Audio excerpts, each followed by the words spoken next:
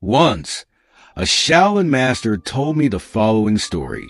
There was a man who lived near a mountain, and every day, he imagined what it would feel like to climb it and see the view from the top. Eventually, that day came. The man finally decided to find the answer to the question he had been asking himself for so long. So, he set out toward the mountain. When he arrived at the base of the mountain, he met a traveler who was coming down. He asked the traveler, "How did you climb the mountain? What's the view like from the top?" The traveler shared his experience of the long journey and described the view. However, after hearing this, the man thought to himself, "The way this traveler is describing his experience sounds exhausting." With that, he decided he needed to find an easier way to get to the top. He continued walking and eventually met another traveler. He asked the same questions, and the traveler responded with his own story. But the man still wasn't sure which path to take. He kept going, asking a total of 30 travelers the same questions. After hearing from all of them, the man finally made his decision, saying, "Now that so many people have shared their journeys with me, especially what they saw at the top, I don't need to climb it myself." It's unfortunate that the man settled for other people's opinions because, in the end, he lived his entire life without ever having his own experience of the adventure. The conclusion of the story is this. First, each person must find their own way to climb the mountain. Second, some information can be shared through words, but it's impossible to convey the clarity that comes from being alone at the top of a mountain, gazing at the landscape. All Buddhist or spiritual practices are essentially about the same thing, putting in the right amount of effort to climb to the top of the mountain. Clarity means seeing things as they truly are. When you see something clearly, you don't need to rely on someone else's story, because you already have what you need to know the right direction and the decisions required to achieve your goals. It's a personal journey, one where you'll face challenges that will try to stop you from reaching the top of the mountain. At the Shaolin Temple, these are referred to as the 5 obstacles. They represent mental states that make it difficult to see situations clearly, which in turn makes it harder to make the right decisions. The first obstacle is called sensual desire, and it arises when you focus on something that brings you positive emotions. These emotions can come from the 5 doors of your body: sight, hearing, taste, smell, and touch. Imagine this. You're climbing the mountain, and after walking a kilometer, you come across a beautiful restaurant filled with attractive people. You smell the delicious aroma of food and see a wide variety of drinks. If you give in to these temptations, it means you've already stepped off the path. When temptation becomes so strong that you don't want to leave that place, sensual desire has turned into an obsession. In either case, staying in that place means losing clarity, which leads to bad decisions. The second obstacle is ill will, a mental state born from negative emotions. In this state, you feel aversion or dislike towards something, whether it's an object, a situation, or even a person.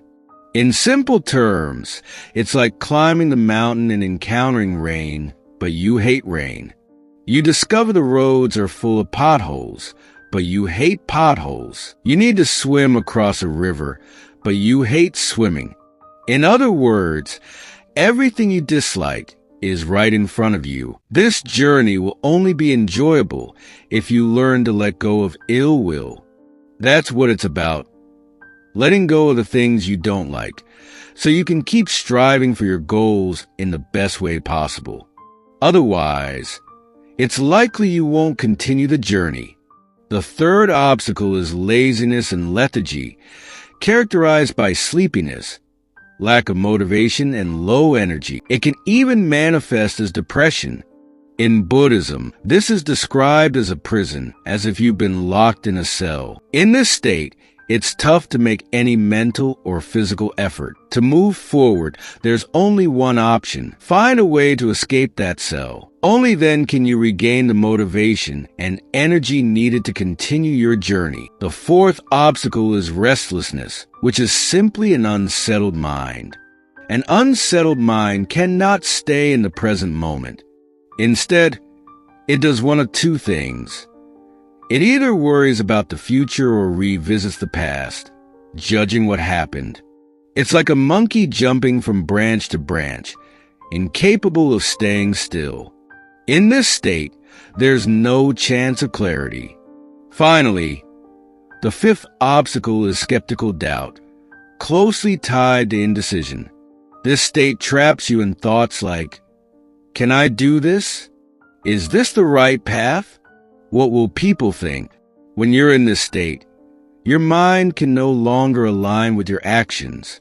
As a result, you start disconnecting from the goals and aspirations you set for yourself. The more doubts arise, the more likely you are to give up. So now that we know the 5 obstacles, what can we do about them? First, structure your life in a way that avoids them. If you can't do that, use techniques to remove them. Each obstacle is like a dark cloud in your mind or on your journey. When you begin climbing the mountain, don't stop, even if it starts raining.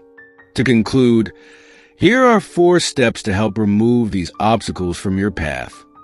1. Recognize your current mental state. 2.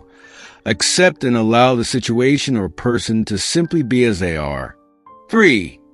Investigate your mental and emotional state by asking questions like, why did this happen?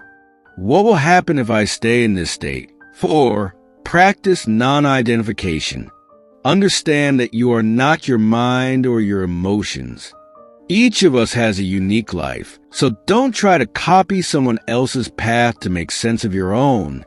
You'll find life's value and meaning when you learn to master yourself and not let obstacles stop you. If any of you decide to climb the path toward clarity, know that I'll be happy to meet you at the top. Take care. Don't forget to subscribe to the channel. Turn on notifications to receive more videos like this one and share it with your friends. See you next time